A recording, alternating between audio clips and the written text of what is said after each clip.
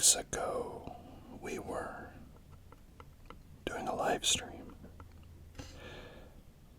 playing around with small objects as we tend to do. And we were tapping a bit on the small box.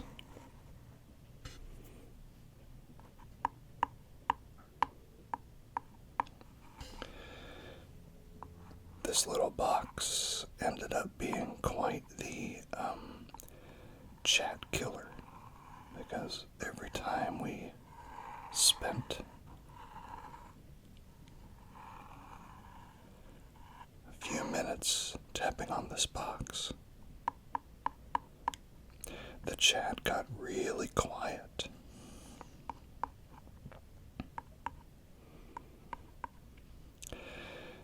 It just started to zone everybody out, me included.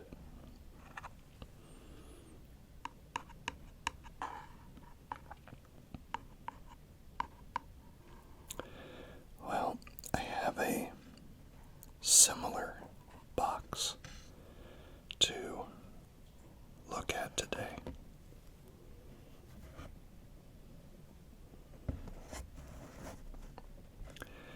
It's this one right here. This is a slightly larger box, but it's made of that same thin but stiff cardboard material.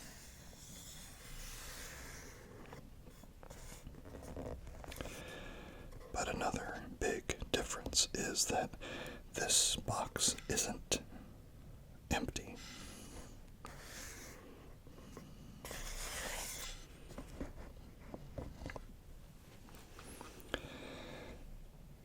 So let's see what this box has to say. It says Orton Standard Pyrometric Cones. The accepted standard for over 75 years. Manufactured by the Edward Orton Jr. Ceramic Foundation, Columbus, Ohio.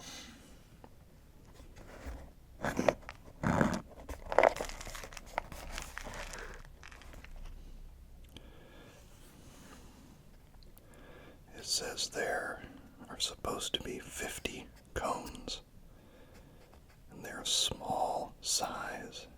It gives a little picture here. A warning.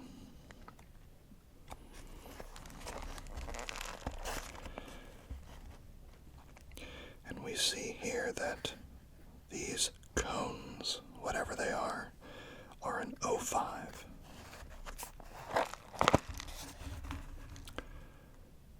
And more notes here.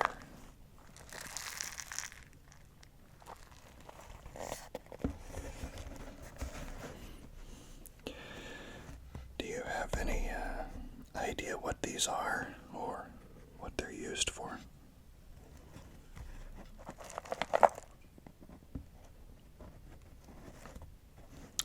Well, let's take a look.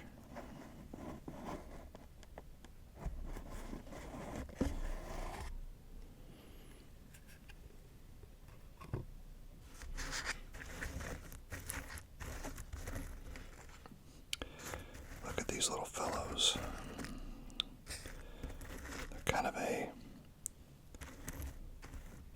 They're very rich red in color.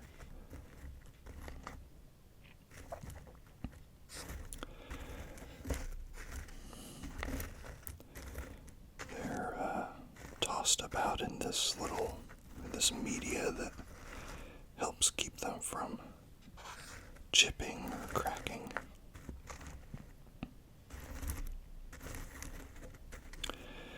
These little cones are used when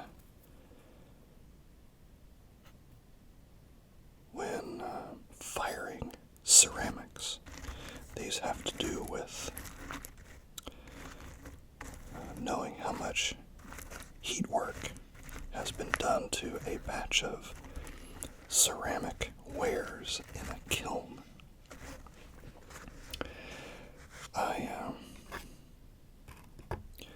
I grew up around this stuff because my mom had a ceramic shop. And she went through many of these little cones.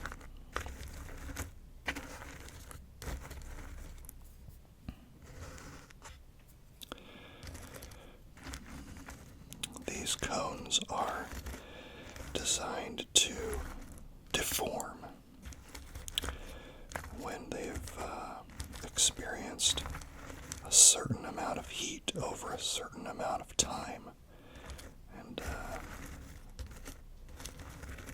they're used to gauge when a batch of ceramics in a kiln are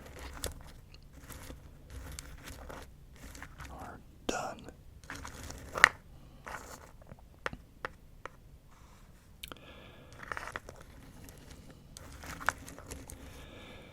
What I would like to do today as a way to kind of zone out and relax and maybe help with sleep, I'd like to count out these little pyrometric cones. See if there's still 50 in the box or not. And then we can close with some of that small tapping on the empty lid. And we can do a long, slow fade out on the tapping. That will hopefully put us in just the right space for sleep.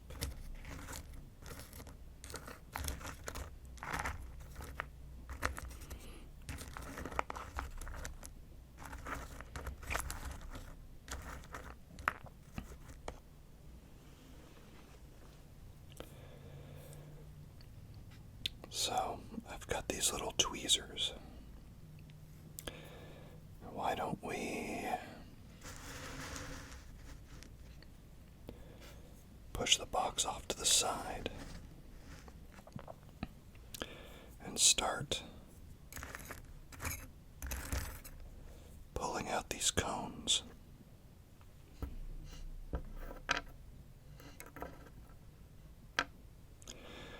Maybe we can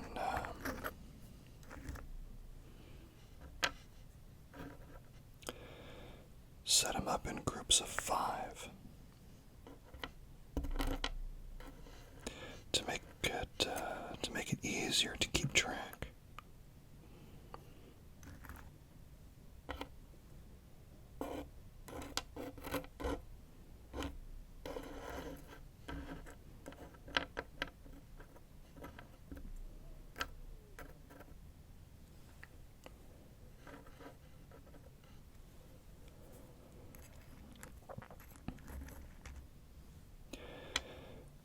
Mom went through boxes and boxes of these little guys.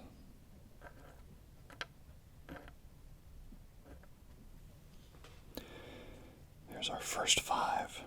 I'm gonna alternate them like this so that they stack together nicely.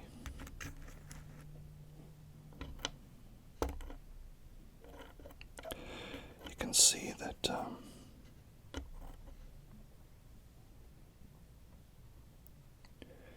each of the cones has a little 05 marked on the base end. which is the same as the 05 that we saw on the box. And that just has to do with how much heatwork the cone can be exposed to before it starts deforming.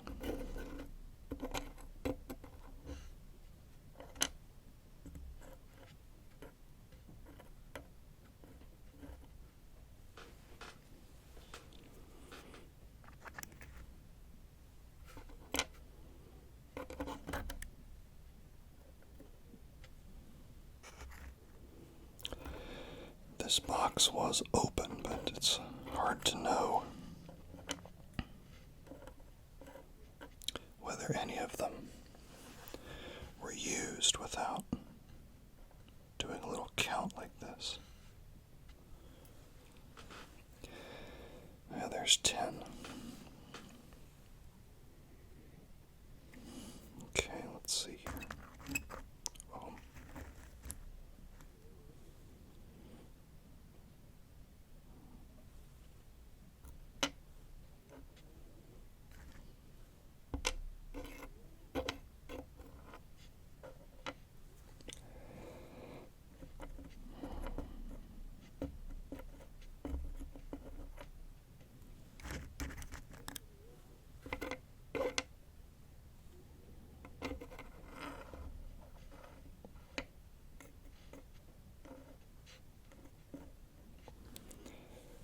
Let's see, 5, 10, 15, 20, 25, 30.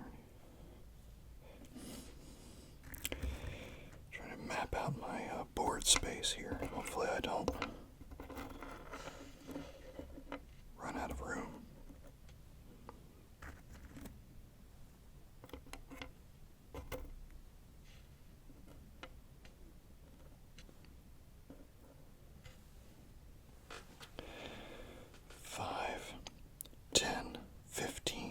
There's the first 15.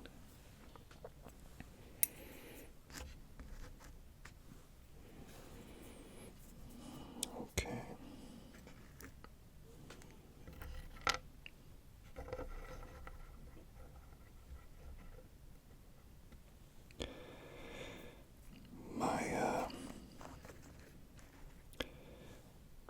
My mom's kilns were set up with a little device, kind of an electromechanical device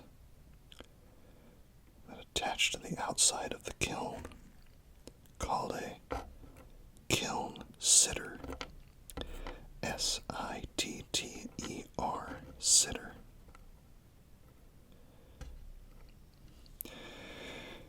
And the kiln sitter had a thin metal rod that extended through the kiln wall into the interior of the kiln. And you would install one of these little cones so that the rod would rest on the top of the cone. And as the cone deformed, it let the rod fall and eventually turned off the kiln.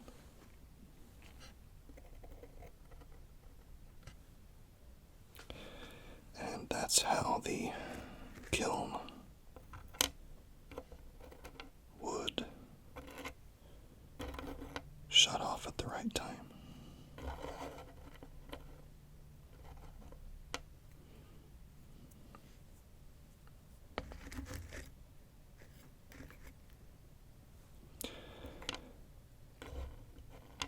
I love how simple and mechanical that process is in this age of technology and automation and artificial intelligence, so to speak, that we'd rely on just some good old deformation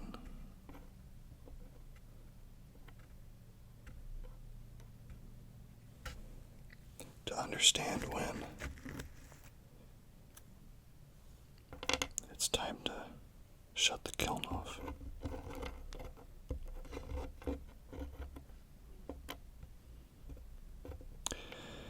Have you ever been close to a kiln that's heated up to full temperature?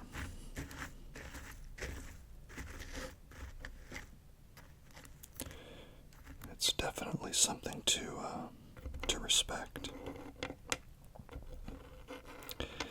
As a kid, I was always just a little bit scared of the kilns.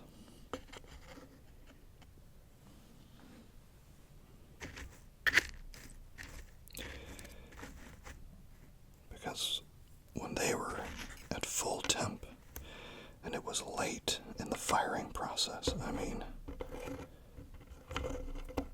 there was no mistaking that that thing was hot on the inside. It was very warm to the touch.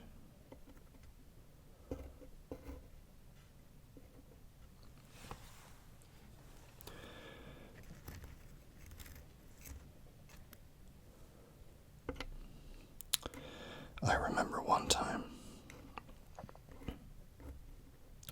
one of the kilns had, the kilns are assembled in rings, sections. You could have a kiln that was one section high, or 2 sections high, or 3. You would stack the sections together.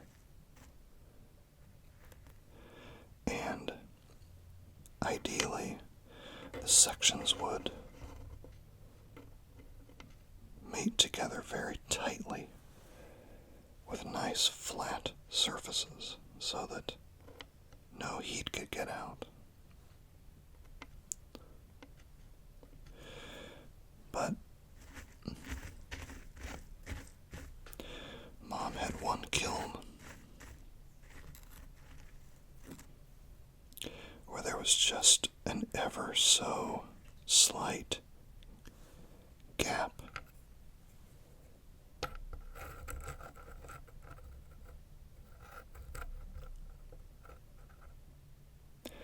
between 2 of the layers.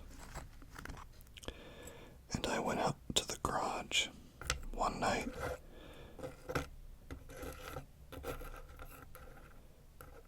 when she was firing a load of ceramics, and it was late in the firing process, and all of the elements were burning bright orange,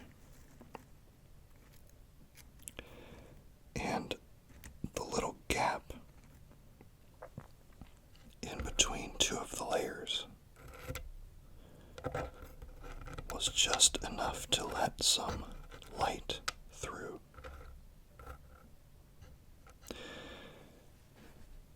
And it was so bright orange on the inside that if you looked on the walls of the dark garage, there was a thin orange line on the wall all the way around the garage. All the walls where the bright light from the inside of the kiln was shining through the gap and through this orange line.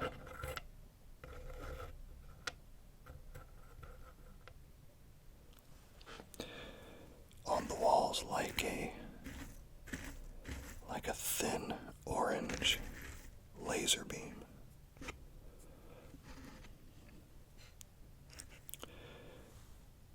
You've got to respect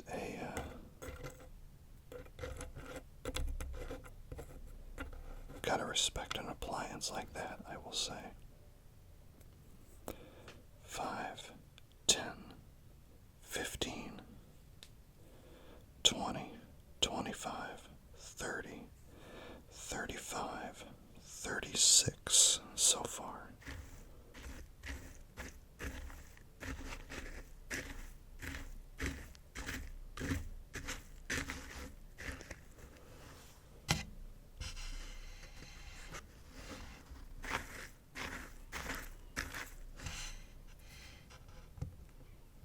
Uh-oh. Get back in there. Get back in there.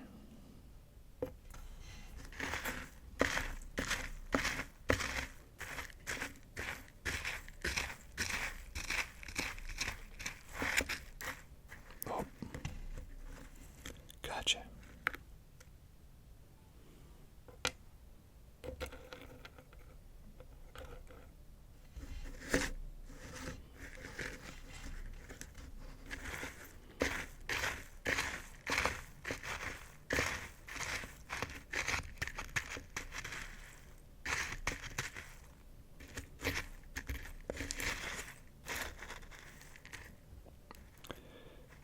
Found another one.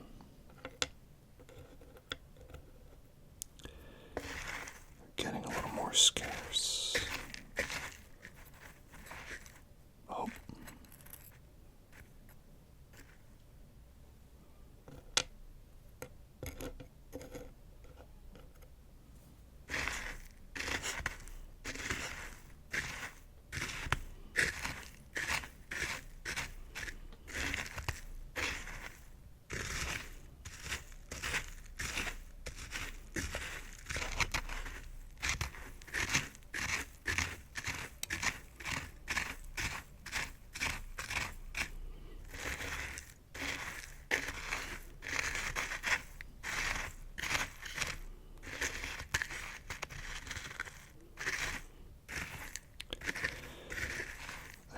Sneaking feeling that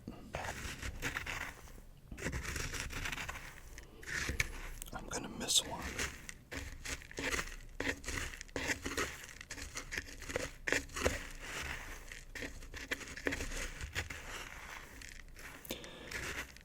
But that does give us more time to root around in this material, which I think is a nice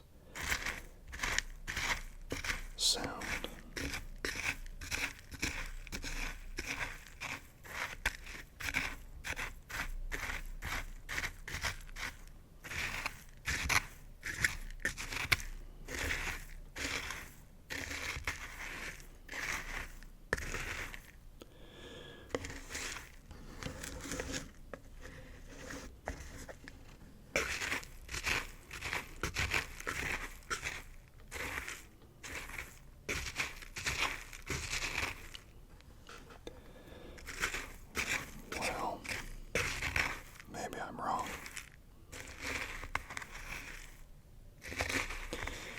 That's it.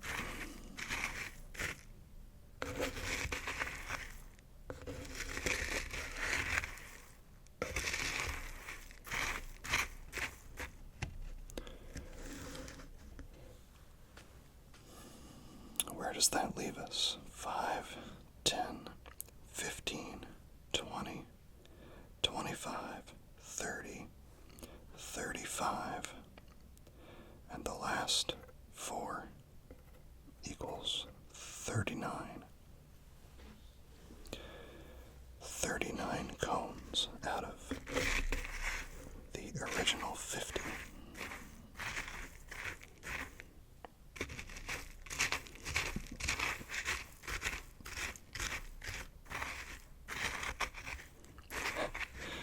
I'm very paranoid that somehow one is escaping me, but it's probably not true.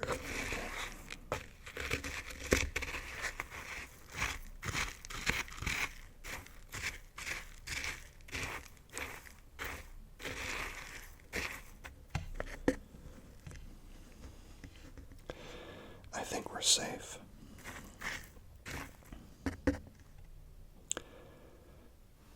"39 cones.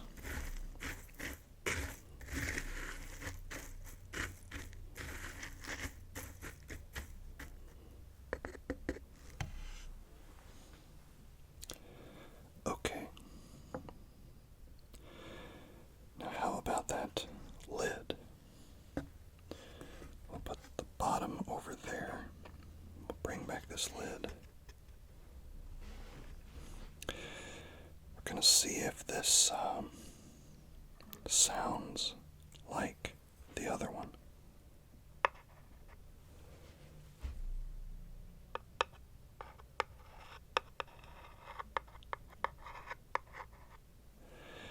I think it's very similar.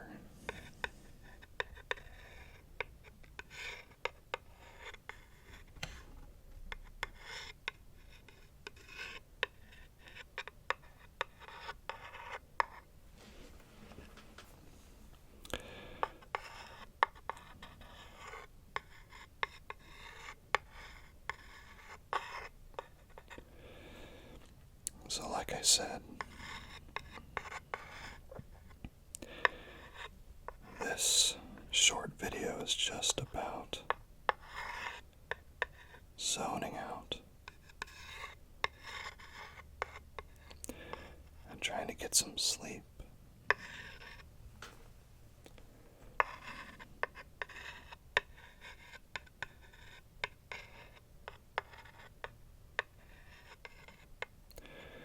So I'm just gonna tap kind of randomly on this box. I'm gonna stop whispering.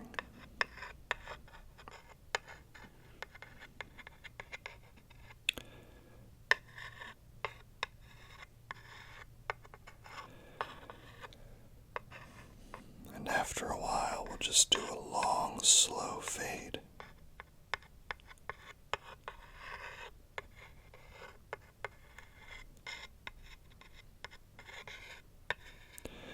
And I hope you're able to relax and get some restful sleep tonight.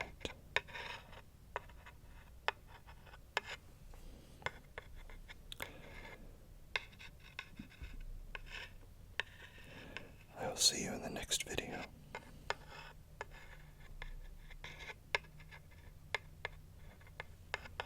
Take care, friends.